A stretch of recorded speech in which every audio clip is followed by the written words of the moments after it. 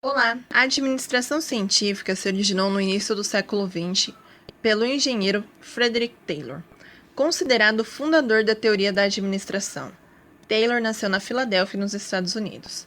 O nome administração científica é devido à tentativa de aplicação dos métodos da ciência aos trabalhos operacionais a fim de aumentar a eficiência industrial. Como e para que Taylor desenvolveu a administração científica? Bom, ele utilizou os métodos de observação e mensuração. Sua preocupação original foi eliminar os desperdícios e as perdas sofridas pelas indústrias e elevar a produtividade pela aplicação de métodos e técnicas da engenharia industrial. Segundo Maximiano, os trabalhos de Taylor foram divididos em dois momentos. Conheça-os. Primeiro período de Taylor. Em 1903, Taylor publicou o livro Administração de Oficinas, sobre técnicas de racionalização do trabalho do operário por meio do estudo de tempos e movimentos. Esse livro foi fruto dos estudos de Taylor, que efetuou uma análise das tarefas de cada operário, decompondo seus movimentos e processos de trabalho. A partir desse estudo, Taylor apresentou as seguintes ideias. A organização deve aplicar métodos científicos e não improviso para formular princípios e estabelecer processos padronizados que permitam o controle das produções. A organização deve selecionar empregados que possuem condições para realizar as tarefas. A organização deve oferecer aos seus empregados condições adequadas de trabalho. Os empregados devem ser cientificamente treinados para aperfeiçoar a execução das tarefas. A organização precisa criar uma atmosfera de cooperação entre os funcionários para garantir que os resultados e objetivos sejam alcançados. Segundo período de Taylor. Em 1911, Taylor publicou o livro Princípios de Administração Científica, quando concluiu que a racionalização do trabalho operário deveria ser acompanhada de uma estruturação geral da empresa para tornar coerente a aplicação dos seus princípios na empresa como um todo. A administração como ciência, conforme proposto por Taylor, se preocupava com o planejamento, a padronização, a divisão e o controle das atividades, conforme veremos a seguir. Com os estudos para a produção do livro Princípios de Administração Científica, Taylor concluiu que a improvisação deve ceder lugar ao planejamento e à ciência.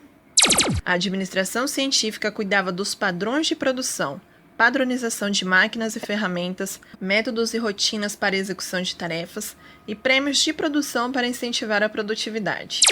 O objetivo da administração é assegurar o máximo de prosperidade para o patrão e para o empregado. Com esses estudos, Taylor substitui o improviso e o empirismo nas organizações por planejamentos e técnicas de trabalho, ciência. Ao apresentar uma forma metódica e científica de trabalho, Taylor mostra que é possível se produzir com eficiência. Taylor ainda nos apresentou os seguintes pensamentos sobre o trabalho nas organizações. 1. Os empregados não produzem muito porque têm medo de ficarem desempregados. Sim, os trabalhadores pensam que se aumentarem a produtividade, eles podem perder seus empregos ou terem redução nos seus salários. 2. A gerência não tem total conhecimento sobre a rotina de trabalho e o tempo necessário de cada tarefa. 3. A falta de padronização de métodos e técnicas de trabalho.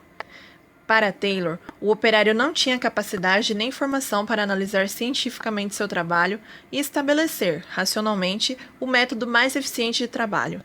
Dessa forma, a gerência ficaria com o planejamento e a supervisão, enquanto o trabalhador ficaria com a execução apenas. Veja a seguir as ideias da administração científica de Taylor segundo Chiavenato. Planejar. Substituir a improvisação pela ciência por meio do planejamento do método. Preparar. Selecionar cientificamente os trabalhadores de acordo com suas aptidões e prepará-los e treiná-los para produzirem mais e melhor de acordo com o método planejado. Preparar também as máquinas e os equipamentos de produção, bem como o arranjo físico e a disposição racional das ferramentas e materiais.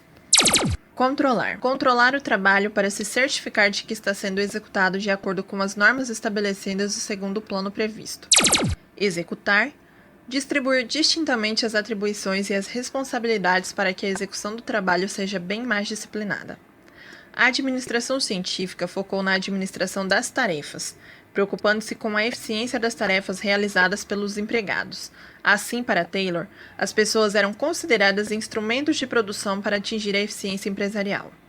A administração científica de Taylor nos apresenta que dentro das empresas deve haver uma organização racional do trabalho, sendo ela a principal contribuição da administração científica para as empresas, pois introduz a ideia de uma produção eficiente. Essa eficiência da produção nas organizações pode ser alcançada desde que seja aplicada uma racionalidade nas atividades da empresa, a qual, segundo Taylor, seria conseguida por meio dos seguintes ensinamentos. 1. Análise do trabalho e estudo dos tempos em movimentos. 2. Estudo da fadiga humana, limite de produção de um trabalhador. 3. Divisão do trabalho e especialização do operário. 4. Desenho de cargos e tarefas. 5. Incentivos e prêmios por produção. 6. Homem econômico. A organização deve pagar bem os funcionários para cobrar produção. 7. Boas condições ambientais de trabalho. 8. Padronização de métodos e de máquinas. 9. Supervisão das funções. Gerentes. Ford também teve sua parcela de contribuição para a administração científica. Vamos ver um pouco de sua história. Ford iniciou sua vida como mecânico, chegando a ser engenheiro-chefe de uma fábrica. Em 1899, fundou com alguns colaboradores a sua primeira fábrica de automóveis, fechada logo depois. Em 1903, fundou a Ford Motor Company, fabricando modelos de carro a preços populares, dentro de um plano de vendas e de assistência técnica de grande alcance, revolucionando assim a estratégia comercial da época. Entre 1905 e 1910, promoveu a grande inovação do século XX, a produção em massa. Em 1913, já fabricava 800 carros por dia. Em 1914, repartiu com seus empregados uma parte do controle acionário de sua empresa. Em 1926, possuía 88 usinas e já empregava 150 mil pessoas, fabricando 2 milhões de carros por ano. Ford construiu o primeiro carro popular em larga escala e fez fortuna, principalmente formulando ideias e teorias próprias a respeito da administração. Ele utilizou um sistema de concentração vertical, produzindo desde a matéria-prima inicial ao produto final acabado, além da concentração horizontal por meio de uma cadeia de distribuição comercial de agências próprias. Ford fez uma das maiores fortunas do mundo graças ao constante aperfeiçoamento de métodos, processos e produtos. Por meio da racionalização da produção, idealizou a linha de montagem, o que lhe permitiu a produção em série, ou seja, um moderno método que permite fabricar grandes quantidades de um determinado produto padronizado. Com as informações sobre Ford tratadas até aqui, podemos resumir princípios e políticas de Ford da seguinte forma. Princípios: máxima produção dentro de um período determinado, produtividade, distribuição dos ganhos, redução de custos, redução de preços, aumentar o capital de giro que seria obtido dos próprios consumidores e reduzir ao mínimo o volume de matéria-prima.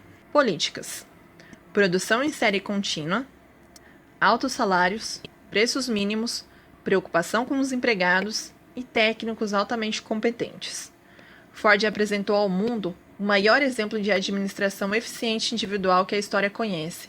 Aplicou as ideias da administração científica, revolucionando com esse processo a indústria automotiva e a nossa sociedade. Mas, conservador em relação às práticas administrativas, não respondeu às mudanças dos tempos.